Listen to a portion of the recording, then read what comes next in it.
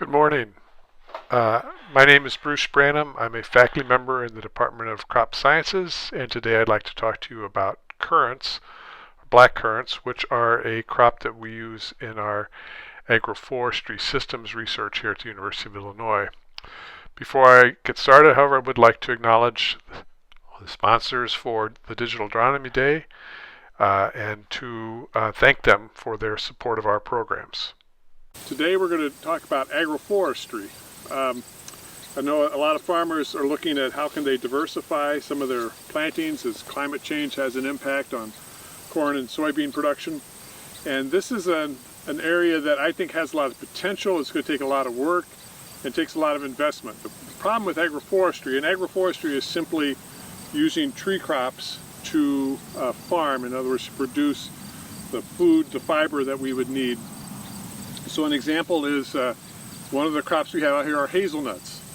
And hazelnuts, are valuable for the nut, but the oil that comes off is also very valuable. So you could see hazelnut oil being not only valuable as a foodstuff, but also it produces great biodiesel.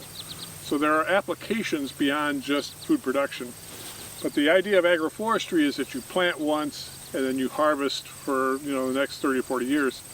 The main drawback, the main problem to adoption is the lag time it takes from when you establish it to when you can actually start harvesting. And so if you're growing pecans, for instance, it may take 10 years before you're starting to get anything worth harvesting off those crops. So that's a long time to wait. So one of the things we've been looking at is what crops can we add into this system to not only get yield better, but also that can continue to produce food even though you've got a mature tree canopy around. And one of our best examples here are currants. This is black currant, and this is a black currant shrub. It's past harvest date, but there's still some berries on this particular plant. And black currants are a unique crop. They are one of the most nutritious berry crops around, and they have more vitamin C than oranges. They have more antioxidants than blueberries. Most people haven't had them though, and the reason is that they were banned in the United States back in the 1920s by the federal government and literally ripped out of the ground all across the country. Why? They can harbor a disease that can transmit to white pine trees and kill the white pine trees. And back in the 20s, the paper industry was very big, a lot of newspapers, a lot of pulp needed, and so the newspaper industry, the paper pulp industry, got the federal government to outlaw them. So most Americans don't have a taste for these nutritious berries. So part of the problem we're going to have with getting them is getting people to like or to use these for eating because we're not used to them. So here you can see what our idea though is to have tree crops interspersed with black currants. The reason we like that approach is black currants are actually a shade tolerant species, so they can produce very well even under like 30-40% shade. So where other cropping, other agronomic crops, they need full sun, are not going to produce much. Black currants can still be productive under shade, so they're an ideal crop for this kind of setting. The one lesson we learned already is do not put trees in the rows of the black currants. If you do, this is what will happen. Here you can see us trying to harvest these, and these younger trees we can actually pull back and allow the harvester to get most of the berries off this row. But obviously this is not ideal, and as those trees mature that won't be an option. So one of the great things about black currants are they can be mechanically harvested, which really reduces the amount of labor involved. So here you can see us harvesting a row without trees, and so this harvester, if you'll notice the handwriting on it or the lettering on it, it's a Polish manufacturer. Black currants are a crop that is primarily grown or consumed, I would say, in Poland, Eastern Europe, and Russia. Those are the states the countries that really have a taste for black currants. And this harvester, as you can see, makes this very easy. These berries are tough enough they can be harvested by this machine, and that makes all the difference in the world in terms of how you're going to utilize these berries for juice products, for jams and jellies, and so on. Not so much for fresh eating, although that is an option. Okay, now that we've looked at harvesting operations, let's talk a little bit more about black currants and how they may fit into agroforestry system. Uh, where are currants grown? As I mentioned, they're kind of a unique crop because they've been banned in the U.S. since around, I guess it's 1917. And the federal ban was lifted in 1966, but there's still about 13 or 12 states around the country that are still banning currant production in some form. So there's not much demand in the United States. You see here from this graph that most of the production is in Russia and Poland. Those are those two large bars here.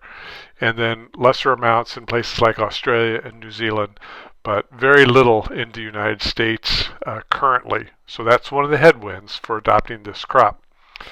What are the uses of black currants? By far, juice is the largest use worldwide. If you went to Europe, particularly those countries I mentioned like Poland and Russia, and went to a convenience store, it's very likely you'll find several different varieties of black currant juice available. It's also used in jams and jellies, currant scones, things like that. It's also the leaves are used to make black currant tea, and the essential oils are also a very valuable product. We mentioned the white pine blister rust, and that is the reason why these were banned in the United States earlier. The rust occurs on currants and then moves and will infect white pines. The good news is it only travels, between meters to maybe a kilometer when it goes from white pine to when it goes from currants to white pines. The spores that come off the white pines can travel literally thousands of miles, and so it can spread a long way. We also talk about currants as being a forgotten superfood because they have so many, nutrients and phytochemicals in them. So you see here just on the nutrients like calcium and iron and so on, phosphorus, vitamin C, it's the highest of any of those things listed there: strawberries, blueberries, raspberries, orange, and bananas. And even, when we say, what do you want if you need some potassium, you're supposed to eat a banana. Well, if you notice, black currants have almost as much potassium as banana, almost as much magnesium as banana. So really is packed full of nutrients. In addition, it's got all these antioxidants like vitamin C, anthocyanins, flavonols. The antioxidant activity is quite high, if you'll notice, compared to other crops like raspberry, blueberry, almost twice the antioxidant activity of blueberry. So really a very healthy food and healthy juice. But again, it's something that Americans are going to have to acquire a taste for because they have not typically had these things growing up, and so it's a new food for them. Now, what are the black currant cultivars if you want to plant some? What could you plant? And there are a fair number of these available within the U.S. We have a variety trial going on right now, and we are testing these varieties. You'll see a number of them from Europe are susceptible to white pine blister rust. There's some Canadian cultivars out of the British Columbia that have resistance and also good production. We're particularly high on Chicamoose. It's a very it seems to be a high yielding variety that is fairly well adapted to central Illinois conditions. We have a variety trial that's been going on for 4 years, and I hate to make recommendations based on just 4 years of data because these are perennial crops, and so we want to make sure that they're going to survive that test of time. Culture of currants, they begin growth very early in the spring, and you're going to harvest them sometimes in either late June or early July. So it's a good crop to fit into a lot of existing orchards, for instance, because it does get harvested fairly early in the growing season. We found that weed control is important. They're not all that competitive, and that weeds can reduce their growth and yield potential. We do see some disease issues like powdery mildew, leaf spot, and particularly cane dieback, which causes the entire cane to die. These should be pruned every year. You want 1 to 2 year old canes. You want to keep 4 to 8 canes going to keep those plants productive.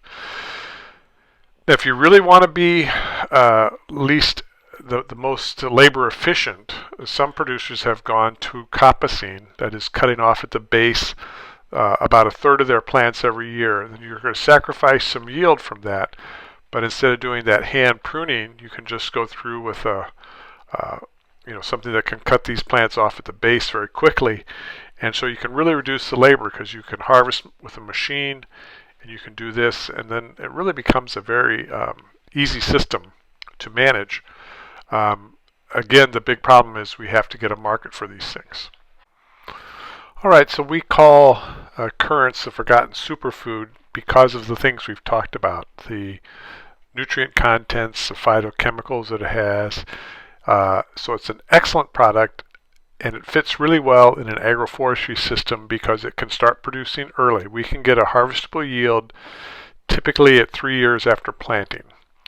Now that's still a long time to wait, but compared to planting nut trees like pecans or hazelnuts, which may take anywhere from 5 to 10 years or more to get production, with the black currants we can start getting production within 3 years. So you can at least start getting some return out of your agroforestry plantings. So whether you do it as a monocrop or part of a agroforestry system, black currants are a really unique, interesting crop, and I think they have a future because people across our country are starting to realize the importance of food as kind of medicine, or at least as a trying to eat more healthily. Black currants can certainly be a big part of that. Again, I want to thank you for your attention today, and I will draw your attention here to the contact information of myself.